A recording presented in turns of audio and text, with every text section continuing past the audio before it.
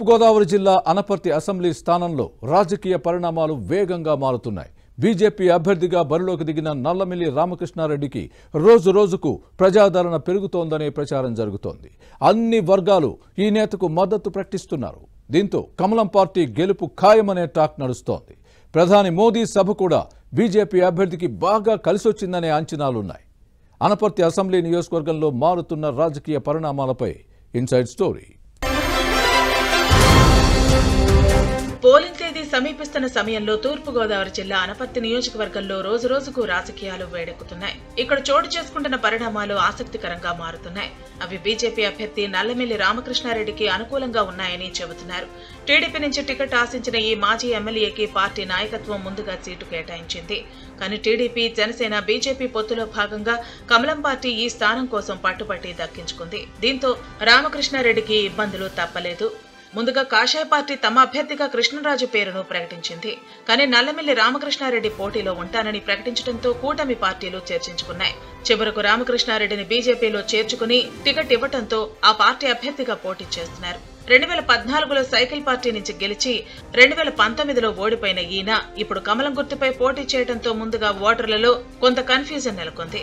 కానీ కూటమి పార్టీల శ్రేణులతో పాటు ఈ నేత కుటుంబ సభ్యులందరూ ప్రచారంలో దిగి కమలం పువ్వు గుర్తును విస్తృతంగా ప్రజల్లోకి తీసుకెళ్తున్నారు. దీంతో బీజేపీ ఎన్నికల గుర్తు జనంలోకి వెళ్లడంతో ఓటర్లలో మార్పు వస్తోంది. నల్లమిల్లి రామకృష్ణారెడ్డి కుటుంబానికి 42 సంవత్సరాల నుంచి టీడీపీతో అనుబంధం ఉంది. ఈయన తండ్రి నల్లమిల్లి మూలారెడ్డి కూడా టీడీపీ ఎమ్మెల్యేగా పనిచేశారు. టీడీపీ ఆవిర్భావం తర్వాత అనపర్తి నియోజకవర్గంలో సైకిల్ గుర్తు లేకుండా ప్రస్తుత ఎన్నికలు జరుగుతున్నాయి. ఈ స్థానంలో బలమైన నల్లమిల్లి కుటుంబం బీజేపీ నుంచి పోటీ చేయడం రాజకీయ ప్రాధాన్యతను సంతరించుకుంది. రాష్ట్రంలో రెడ్డి సామాజిక వర్గ ఓటర్లు అధికంగా ఉన్న స్థానం ఇదే. వీరు ఎవరికి ఓటేస్తారనే అంశం హాట్ టాపిక్ గా మారింది. రామకృష్ణారెడ్డి బీజేపీ అభ్యర్థిగా పోటీ చేస్తున్నా ఓటర్లు మాత్రం ఈయన్ను వ్యక్తిగతంగా ఆదరిస్తున్నారనే భావన వ్యక్తమవుతోంది. బీజేపీ, వైసీపీ అభ్యర్థుల్లో ఎవరు గెలుస్తారనే అంశంపై నిర్వహించిన సర్వే ఫలితాలు ఆసక్తికరంగా మారాయి. ఎన్డీఏ కూటమి నుంచి బీజేపీ అభ్యర్థిగా ఎన్నికల బరిలో దిగిన రామకృష్ణారెడ్డి అతి తక్కువ సమయంలోనే ప్రజల మద్దతు కూడగట్టుకున్నారని చెబుతున్నారు. ఈయన పాస్టర్లతో భేటీ కావడంతో క్రైస్తవులు అనుకూలంగా మారుతున్నారనే టాక్ నడుస్తోంది. దళిత సామాజిక వర్గ నేతలు కూడా మద్దతు ప్రకటించడం ఆసక్తికరంగా మారింది.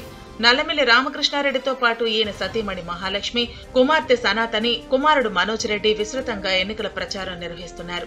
మహాలక్ష్మి రామవరం నుంచి బిక్కవోలు వరకు 25 కిలోమీటర్లు మండుటెండలో కాలినడకన నడిచి లక్ష్మీ గణపతి ఆలయంలో మొక్కు తీర్చుకున్న కార్యక్రమానికి మహిళల నుంచి అనూహ్య స్పందన లభించింది. వారంతా ఈ కుటుంబానికి మద్దతుగా నిలవటం ప్రాధాన్యత సంతరించుకుంది.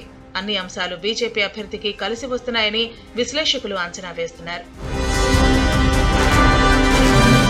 అనపర్తి నియోజకవర్గంలో రాజమండ్రి పార్లమెంటు బీజేపీ అభ్యర్థి దగ్గుబాటి పురంధేశ్వరి రామకృష్ణారెడ్డితో కలిసి నిర్వహించిన రోడ్ షో కూటమి పార్టీల కేడర్లో కొత్త జోష్ నింపింది. రాజమండ్రిలో జరిగిన ప్రజాగళం బహిరంగ సభలో ప్రధాని మోదీ అనపర్తి ఎన్డీఏ అభ్యర్థి రామకృష్ణారెడ్డిని భుజం తట్టి ప్రోత్సహించడం మరింత బలం చేకూర్చింది. మోదీ ఇచ్చిన భరోసాతో కూటమి పార్టీల కేడర్ ఎన్నికల ప్రచారంలో దూసుకుపోతున్నారు. దీంతో అనపర్తిలో బీజేపీ విజయం తథ్యమనే ప్రచారం జరుగుతోంది. ఈ స్థానంలో బీజేపీకి వచ్చే మెజార్టీ రాజమండ్రి ఎంపీ అభ్యర్థి పురంధేశ్వరికి కలిసొచ్చే అవకాశం ఉందని అంచనాలు ఉన్నాయి. ఫలితాలు ఎలా ఉంటాయో చూడాలి మరి.